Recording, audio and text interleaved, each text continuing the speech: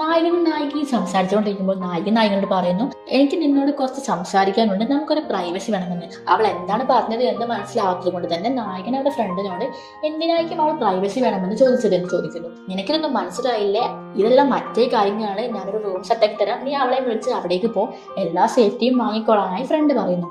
അങ്ങനെ അവളെ കൂട്ടി അവൻ ആ റൂമിലേക്ക് പോകുന്നു. അവിടെ എത്തി അവളോട്, നീ ഈ കാര്യം ചെയ്യാൻ വേണ്ടിയല്ല എന്നോട് പ്രൈവസി ചോദിച്ചത് എന്ന് നായകൻ ചോദിക്കുന്നു. ഇത് കേട്ട് നായികയ്ക്ക് ആകെ സങ്കടമാവുകയാണ്. നീ എന്നെക്കുറിച്ച് ഇങ്ങനെയാണ് വിചാരിച്ചിരിക്കുന്നത് എന്ന് ഞാൻ കരുതിയിരുന്നില്ല.